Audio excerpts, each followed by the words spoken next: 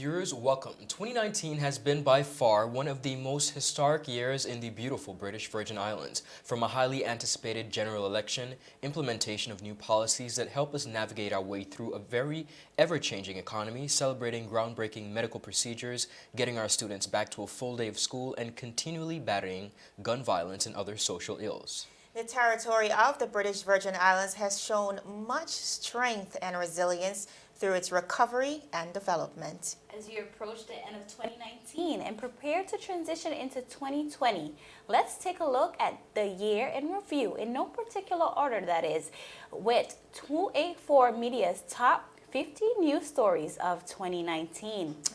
All right, let's begin with the very inspiring story by Mr. Omari Winter, who is an inmate at Her Majesty's Prison, but he was one of the few who received his high school diploma while in prison through the Virgin Islands High School Certificate Program. Now, the groundbreaking program also afforded many others the opportunity to receive their high school diplomas, and Winter took the time to encourage many of his fellow peers to make sure that they take advantage of the opportunity so they too can benefit. Ladies, this program, of course, was implemented by the former Minister of Education, but it really gave a lot of persons of all different age brackets an opportunity at their high school diploma, and I think it's something that should be celebrated. It was a major accomplishment this year. Absolutely. I know this was very special because especially when it comes to our prison inmates, and there's so much stigma attached to a mistake that they would have made in the past, not realizing that everybody deserves a second chance, and of course affording them an opportunity in education. Agreed. I think this is the meaning of rehabilitation because, you know, giving them a chance to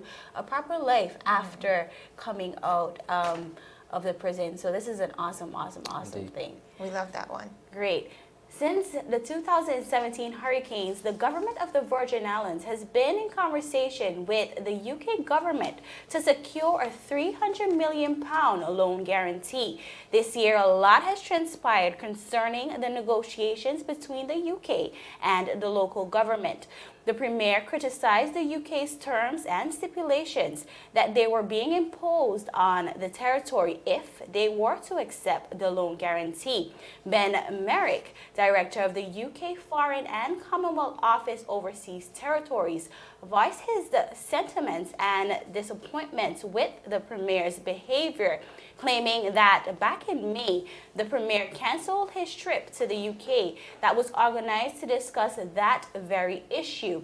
In September, the Premier traveled to the UK and participated in a productive meeting with UK officials and discussed the matter of the loan guarantee. That was a big story, guys. It was. That letter from Ben Merrick was... Shake the territory. Yeah, definitely was one for the books. It was a very troubling time for the BVI'S. We tried to figure out the way forward. We have to remember that we are a British overseas territory, which means we are a dependent, and we're still under the umbrella of the United Kingdom. So the back and forth between the Premier and it was a little uncomfortable. It was very uncomfortable in trying to figure out the way forward. Definitely. Our viewers, moving right along, the Virgin Islands Party secured a decisive victory and broke Virgin Islands record with a winning team that consisted of 10 newcomers and 3 members returning to the political race. That is last February 25th. Now, this was a clear indication of the territory's hunger for change and renewal, a mantra that the VIP's campaign was built on. Now, Premier Ford became the youngest person to be appointed Premier, and together with his government over the last 10 months have exercised unconventional leadership. So, Ron, Kyla, quite a new first this year for the elections. First of all, we had the e-tabulations machine being used for the very first time.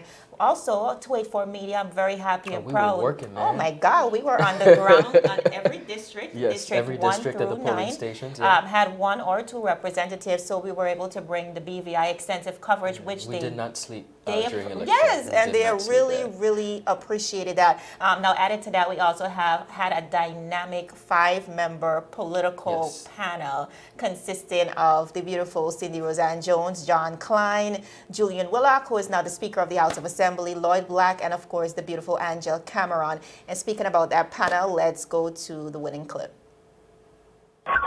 Go ahead.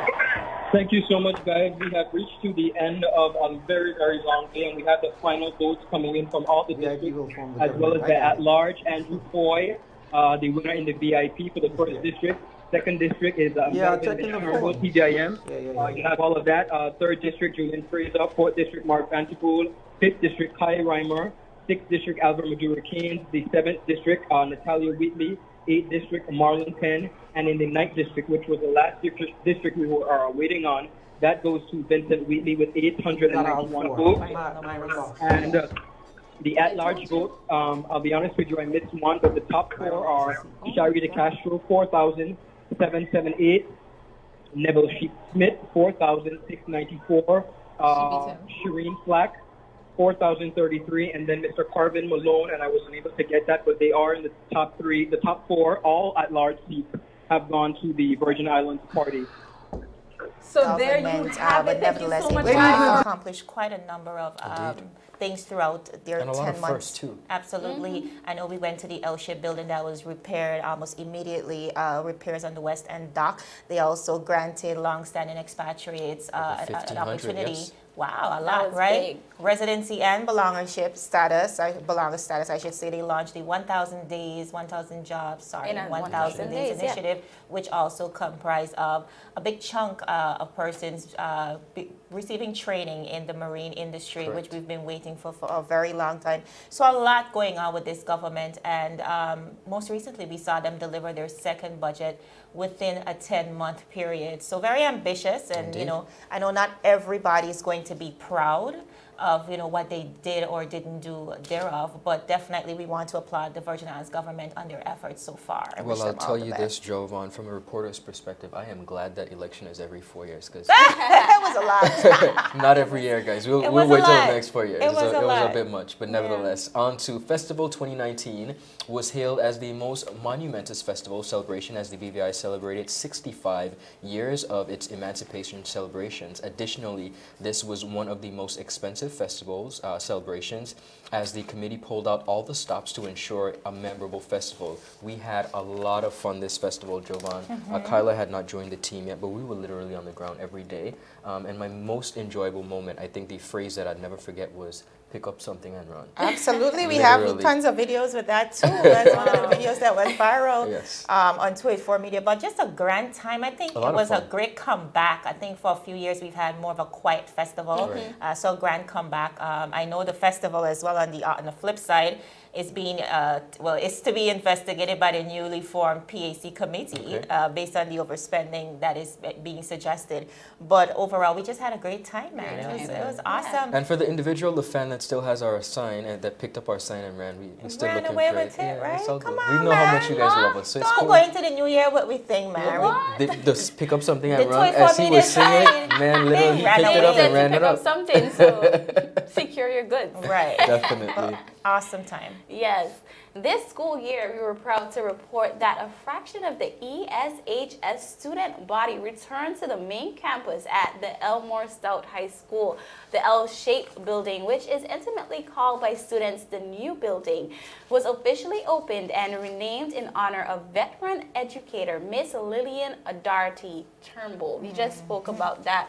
Awesome. Yeah, and I think the honor in naming the L-shaped building after Miss Adarty Turnbull, who taught home economics for a number of years, and allowing her the privilege to be able to see the fruits of her labor, I thought was a great honor bestowed. Absolutely, and just having the kids return to school. Yes, that was a big deal. School ever since 2017, just getting back into the system. They were forced to work under deplorable conditions for so many, I would think, almost 2 years. So just to get them back into the regular system. I agree with you. I think that was a sign of progress for the BVI, definitely having our kids back in school in a comfortable environment. That was a great one this year. Not only is the L-shaped building a beautiful structure, but one of the things that I applaud the FOI administration for that I really liked as it pertains to the splitting up of contracts is that they were able to give three major contractors, they each gave them a floor, I believe, something like that. And it literally stretched, of course, as we say, stretched the wealth, similar to what we've seen other persons done. But in this particular project, it really gave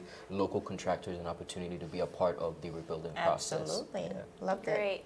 Guys, this is a 284 year in review, but we'll take a break and we will be right back. Is business slow? Cash flow down? Hosting an upcoming event? We can help.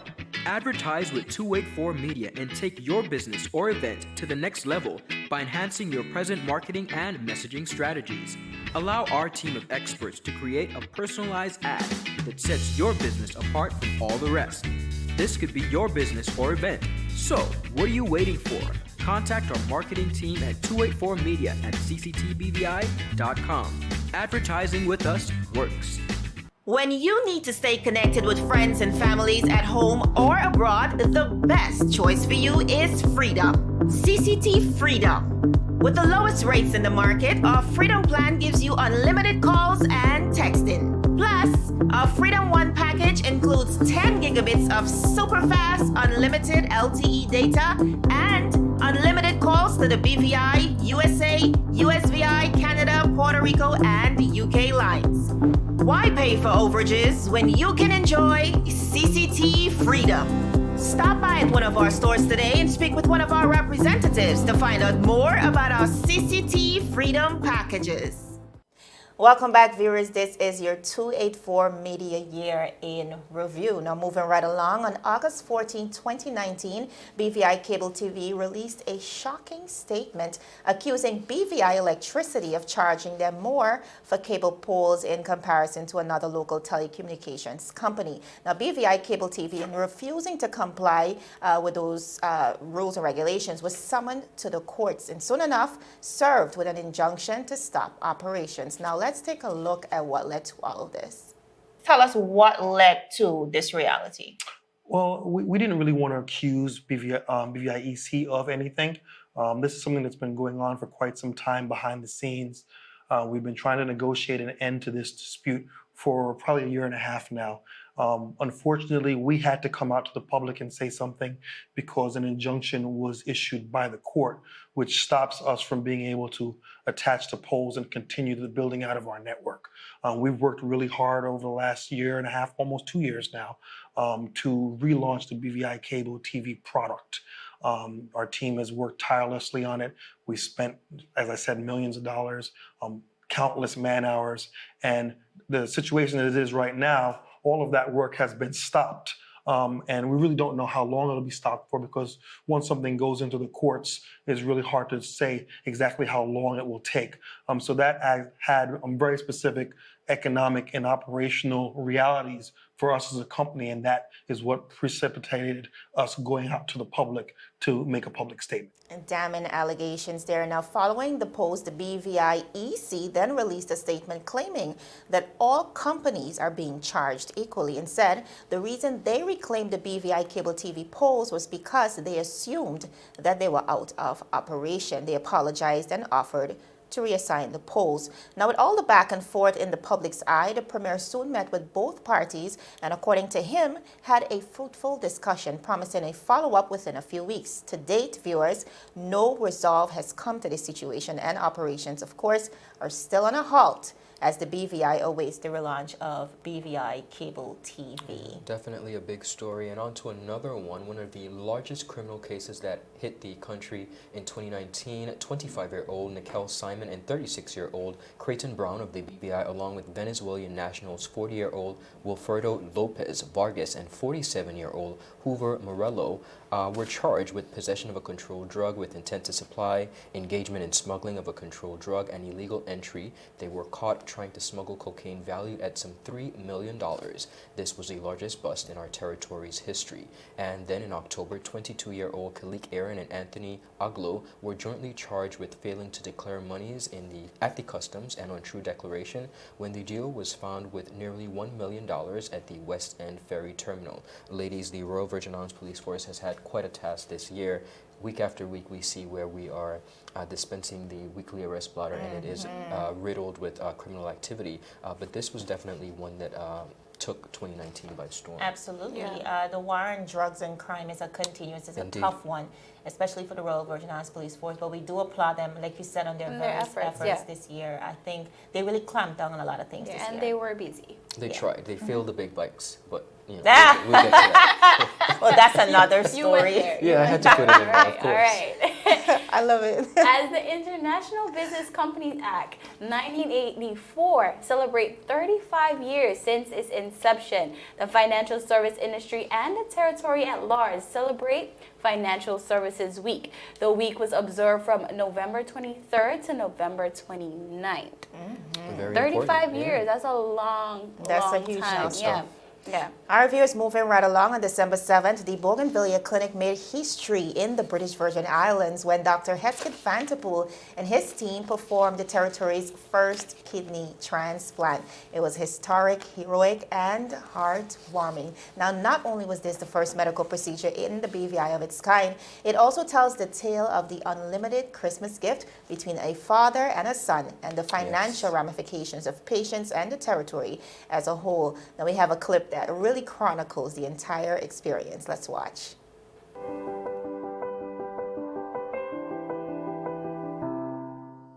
Today is an exciting day for us here in the British Virgin Islands. It is an exciting day for all patients in the BVI that have kidney disease, that are on dialysis, that are heading towards dialysis, and for the families. Because today, for the first time in the British Virgin Islands, well, actually yesterday, for the first time in the British Virgin Islands, we were able to carry out a successful kidney transplant. This is a case where a gentleman was found to be in kidney failure, has been on dialysis for several years, and his son came forward to give him a kidney. History made in the British Virgin Islands. Now, a few things to go around here. First of all, a young son, without hesitation, gifting his father a second chance at life, of course, donating a kidney to his dad. We dubbed it the ultimate Christmas gift. Now, aside from that, not only was it a first, but both donor and recipient were up and about in just less than 24 hours. The surgery was also done free of cost. We know that this was a surgery that cost over $50,000. Secondly, it was not covered by NHI, according to the current policies. And of course, the team, the doctors, and the rest of the BVI, they made a passionate plea to the government as well as NHI to revise policies to include not just the kidney transplant surgeries, but surgeries on a whole. And we know as well with this story, based on what Dr. Hesketh Vanterpool said, a person on dialysis spends way over $100,000. With doing this type of surgery, you save at least half of that money. So in the long term, the government will truly save. It just added to a long list of groundbreaking procedures and how they've continued to extend themselves as a medical practitioner in the British Virgin Islands, and how they lend to the possibility and the prospects of medical tourism in the Virgin Islands. They did quite a lot. Bougainvillea and Eureka Medical, not only did they open their branch in Virgin Gorda this year, but they also launched the cardiac cath lab, which was also a major accomplishment for them. So 3 big wins for the wonderful staff over there at Eureka Medical Clinic. And now on to a very sad story. The territory has been in mourning this year as the Honorable Ralph Tunil OBE Emeritus passed away on November 11th and was laid to rest on December 11th, 2019. The territory of the Virgin Islands was in a state of mourning for the territory's first premier and longest-serving elected official who served in politics for some 40 years. He was laid to rest in Virgin Gorda following a state funeral. One of the things that I really thought was interesting about this story is that prior to his death, it was announced in cabinet that a motion would be moved, and I think the motion did go through, to rename the Central Administration Complex in honor of the Honorable Ralph Tunil. So it is now named Ralph Tunil Administration Complex. But this literally happened within weeks of his passing. So it really shows you and brings into essence the essence of time and the importance of time, where our lives are valued, and even though we think that we're honoring someone, time is really not waiting on anyone. And of course, he was given a funeral set for no other, set for a king. Literally, in true fashion, persons came out from all over the British Virgin Islands and the region, across the Caribbean, to support his family and his beautiful wife as they mourn not only their loss, but our loss. A great, great leader has transitioned. Stalwart legislator in his own right, contributing over 50 years to public service, 40 years to politics. Yes, politics in general. That's a man that's about country. Yeah. Absolutely. You can't take that away from him. And when you look at his life and reflect on it and understood how he impacted other persons across the territory, we see a passionate plea being called for National Heroes Day. And of course, that was inspired by him and the many legislators that came before him to ensure that, we have the beautiful BVI that we have today. So all in all, he will be truly missed. Of course. But his legacy will definitely live on. Oh, definitely. We're going to go to a commercial break, viewers. This is your 284 Media Year in Review. Stick with us. Everyone looks to the future, but no one truly knows what the future holds. The number of people under the age of 20 with type 2 diabetes could increase by 49% by 2050. Let it be known that we all have a 30% chance of developing hypertension. Globally, more than 300 million people of all ages suffer from depression. More than 60,000 young adults aged 20 to 39 are diagnosed with cancer each year. Obesity leads to problems such as stroke, heart disease, and kidney failure. No matter your race, age, or color, we are all at risk. These diseases can be managed or prevented if caught early. But with the right medicine and the right doctors to keep us on a path to live a robust and healthy life, we will live well.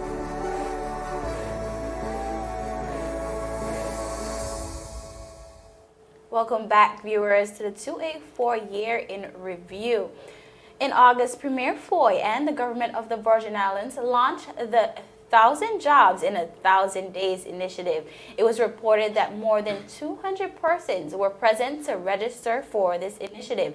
Many businesses supported the cause by signing up to be a part of the employment initiative. Very ambitious. Was a very ambitious initiative under the VIP administration, but they saw a need. Some unemployed locals out there, and they saw a need, and they launched the initiative. And this also ties into the overall immigration reform process. Yes. The Immigration Department, of course, trying their ultimate best to afford locals an opportunity before you invite other persons into the territory. Due to the immigration crisis that we're currently going through with an influx of immigrants.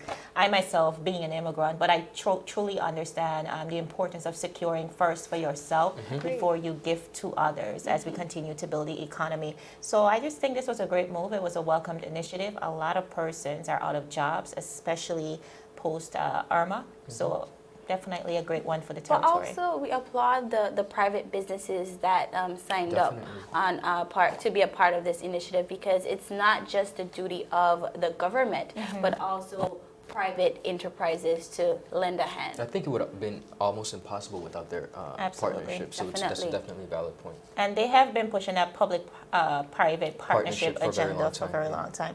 Our viewers, moving right along, the BVI stood at a standstill this hurricane season as Hurricane Dorian approached the region. However, by November 30th, we were all able to breathe a sigh of relief for being spared from the monstrosity of the storms. Now, spared by the grace of God. We caught up with a team at DDM who chronicled this season. Listening. Looking back on the 2019 Atlantic hurricane season, we at the Department of Disaster Management are extremely grateful that the systems that passed over us were relatively minor and that the territory was well prepared throughout the season. The National Emergency Operations Center was activated for 3 systems, Dorian in August, followed by Jerry and Karen in September. Thankfully, there was no major damage resulting from any of these systems. Our brothers and sisters elsewhere around the Atlantic were not all as fortunate. We saw that Hurricane Dorian broke records previously set by Hurricane Irma just 2 years ago, which devastated the Abaco Islands in the Bahamas. Other systems this season sent impacts across the Atlantic, from flooding in Tobago and in Texas to tornadoes in Florida and Louisiana.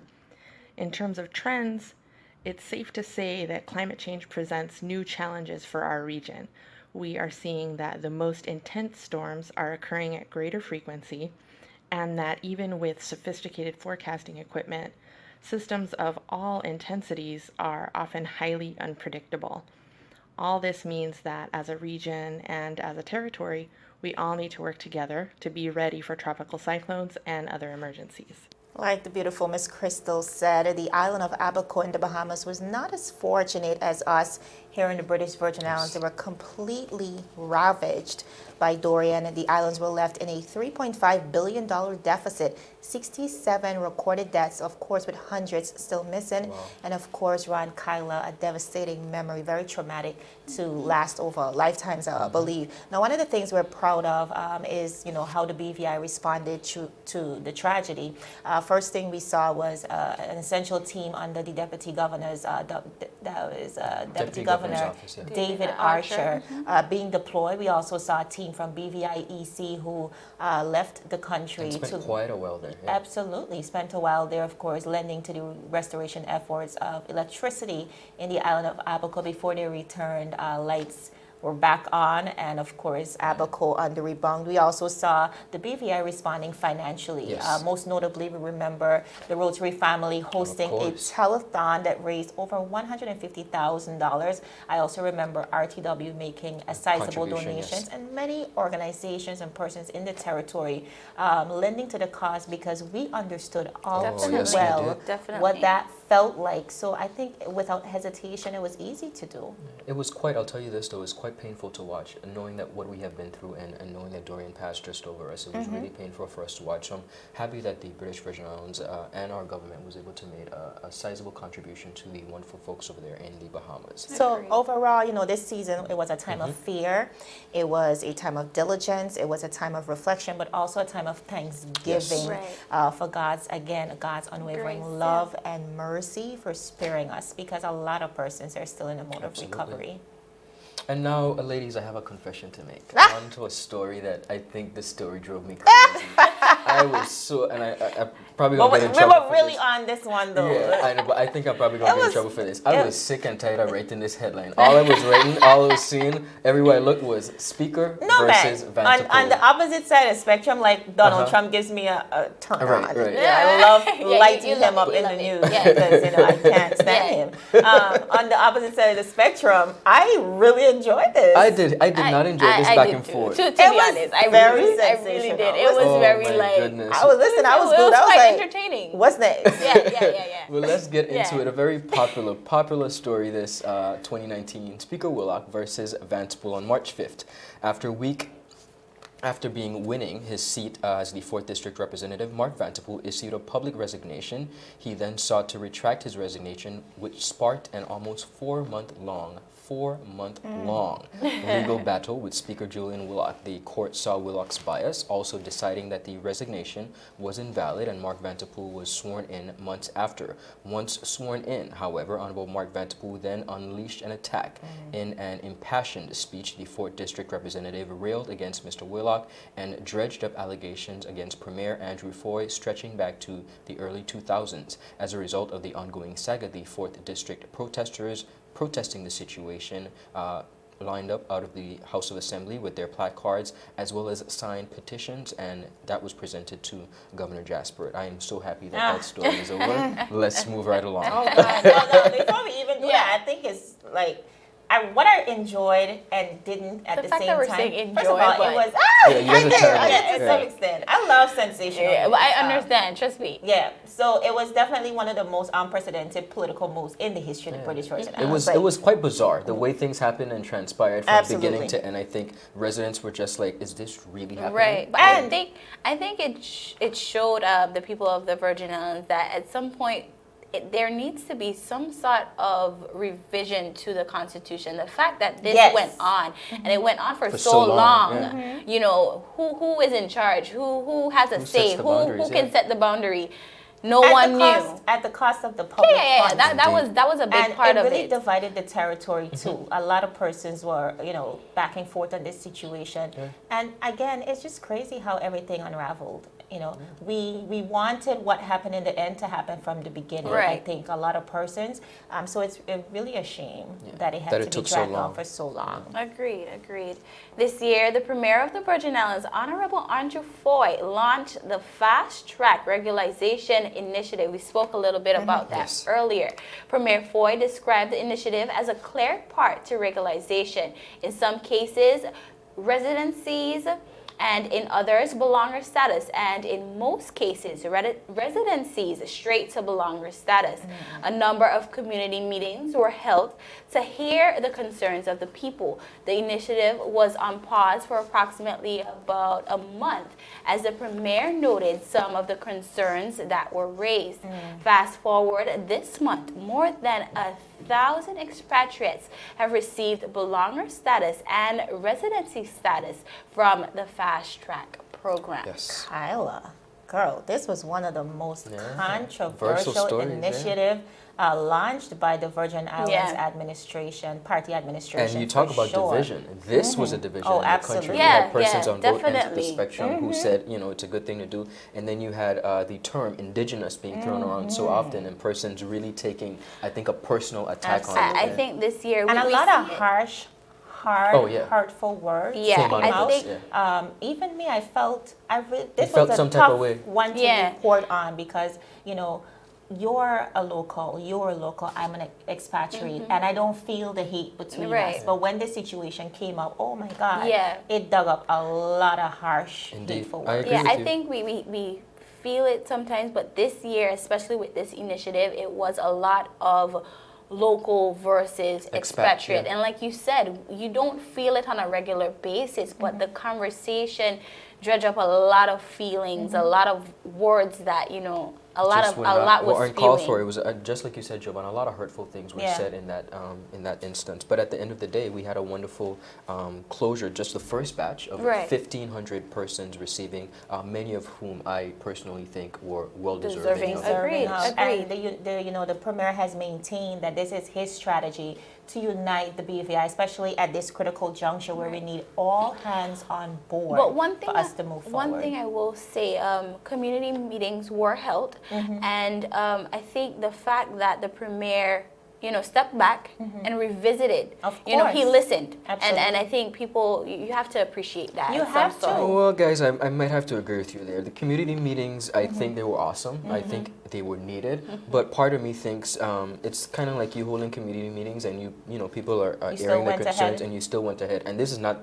the only initiative. I'm just saying. In general. I see community meetings in many instances as a simple sham. Let's have a community meeting, let the people talk. Are we listening? But we're still going to do what but we let want. let them feel like they're saying something. That's true. But That's it was how I still feel. somewhat revised because I remember initially this was supposed to be 15 years. Right. And they went back to the books and they brought it up to the 20 years, 20 plus years. So viewers, we have to move right along. I know you love this one as well, but we have to move right along. We want to get back to a recent story, which I love, which I'm really happy to bring this full circle for us. Absolutely. Just in time for the holidays, Andy HAMM, an elder in North Sound, Virgin Gorda, was gifted the keys to his newly constructed home. All compliments of entrepreneur and community activist, philanthropist, Arlington Cricky, of course, well known as Gumption, Honorable Vincent Wickley, who's the representative for the 9th District, and of course, a community of people who just really came together to ensure and support in so many ways to make this a reality. Now, all of this began when Gumption, under the instruction of Honorable Vincent Wickley, got a few men to clean the graveyard in North Sound. So it wasn't up until Gumption went to Andy's home to pay him did he realize that this man was living in an environment that was, first of all, unlivable, completely ravished by the hurricanes. He went back to Honorable Vincent Wickley and ensured that, you know, everybody got on board with the initiative. One of the first things Gumption did was he started a GoFundMe account, and the donations just started to pour in. Now, again, it was a community effort, so we just want to go to the beautiful moment that we've all been waiting for, when the keys was handed over, of course, and remarks from the homeowner himself, Mr. Gumption, as well as Honorable Vincent Wickley. Listening. You've been a part of this project from inception, and you've seen it visualized, and today, of course, come into fruition. I know it took a lot of hard work, a lot of commitment, a lot of community, and a lot of care. But speak to the community coming together and the importance of, like you said, public and private partnerships to ensure that everything moves forward. Well, let me give a big background to how this whole project started. I think it must have been March or so. I was in a graveyard one day, not too far from here. and I wanted the graveyard to be clean. And I said the best person to call was Gumption. So I called Gumption. I said, Gumption, I have a job for you to get a graveyard looking more dignified. So we got donations, we put money together. We hired 4 guys to work along with him. Wow. Andy Ham was one of those guys who gave a job to clean the cemetery. And after the job was done and he collected the money, he came to look for Andy to pay him the money. Wow. And when he came down and he saw where he was living, he called me. He said, oh my God, I gotta build Andy Ham a house. And that's where this started. I said, Gumption, let's do it. So he and I got together, calling some contractors, Tyrone and Hubert Leonard, and it started right there. All right. And then government chipped in. I put in from my department, Ministry of Health. At last, candidates, Yes. the community, Yes. the businesses, Volunteers. just volunteers. The school participated. Strangers gave money on Facebook, GoFundMe. Yes. And everyone just came together and made this happen. A lot of volunteer work on the weekends. The various groups that come on the weekend, the students and volunteer, and volunteer their work. So, again, when the community, entrepreneurs, and the government come together, great things can happen. And this thing is a testament of what can happen when we all work together, helping our fellow. How are you feeling today? I'm feeling joyful, I'm feeling relief, I think my teary eyes can say how I feel. A lot of love. I know you probably feel like, the efforts paid off today. It definitely paid off today. It happened in God's timing. I would have liked if it happened on Thanksgiving. I told you that in the last interview, but I can only plan, but it's up to God. All according to God's time. And this is perfect time. The day before Christmas, that is definitely, that is a bonus. But Thanksgiving would have been cool, but I think this is The ultimate Christmas gift. the ultimate Christmas gift. All right, so I know you came on. What an ultimate Amazing story. Christmas Yeah, that was gift. good stuff. And one of the things I love about Virgin Gorda is that this is an epitome of it still takes a village to raise a child. One of the very few communities in the BVI that really Preserve. they preserve, they stick together. In the aftermath of Hurricane Irma, they recovered quickly, and it was because of their community spirit. So this is just another example. And Awesome very stuff. important too, because Virgin Gorda is also considered the mecca of the BVI tourism product. And so it's very important that they rally together, and the camaraderie was very important because that's their bread and butter too. They depend on it. But naturally so, we couldn't show the rest of the interview with Honorable Vincent Wheatley, but he did reference to the fact that yes, they've always had that, but the atrocities of 2017 certainly brought everyone closer together. Amazing.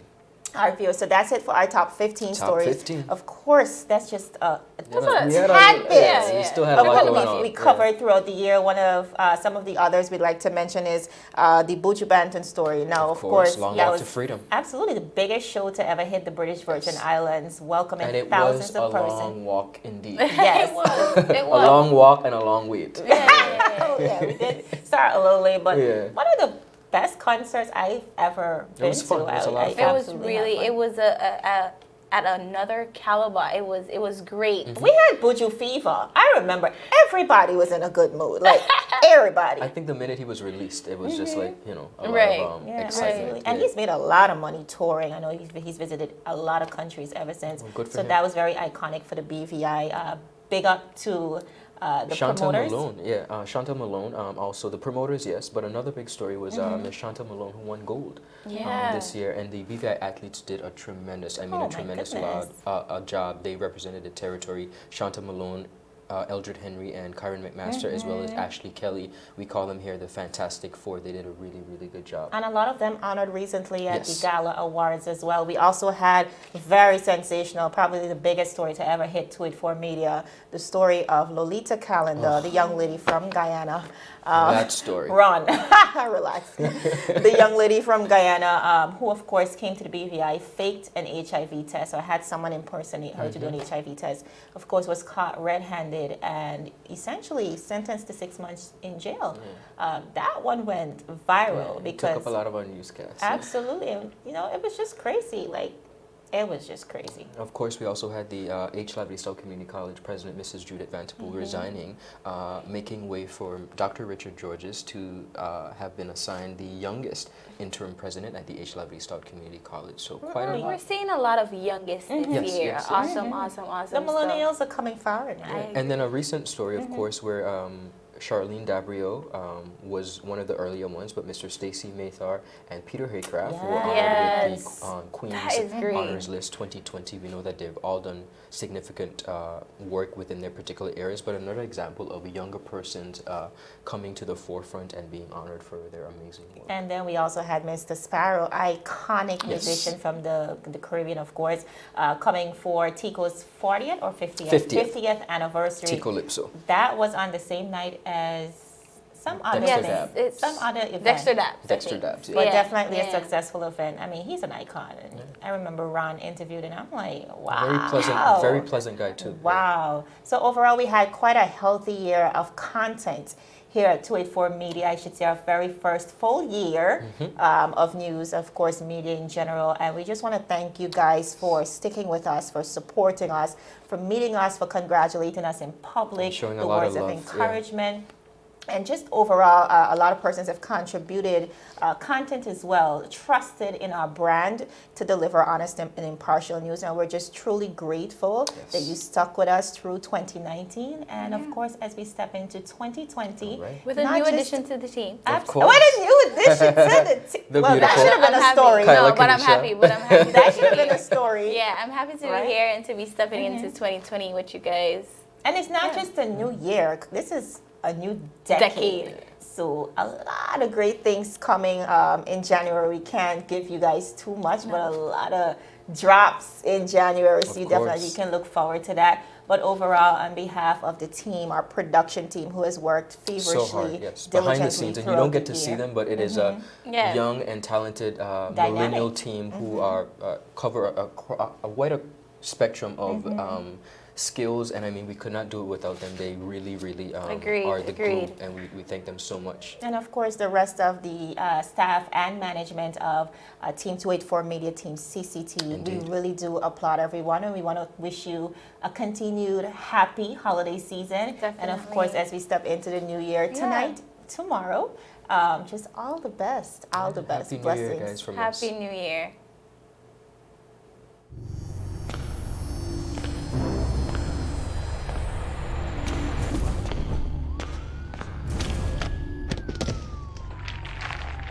Why are you really running for, boss?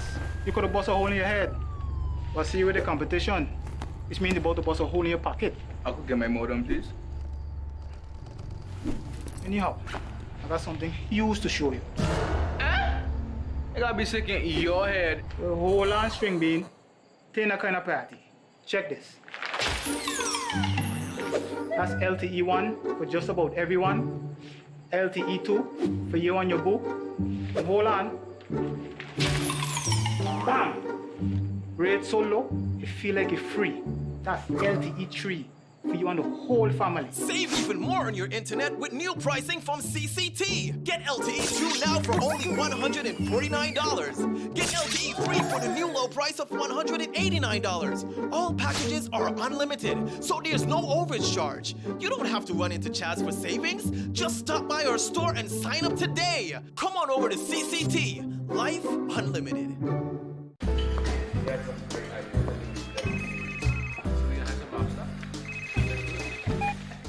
Hello? Wait, you had a lunch and care? You say you were sick? What happened to over the rehearsal?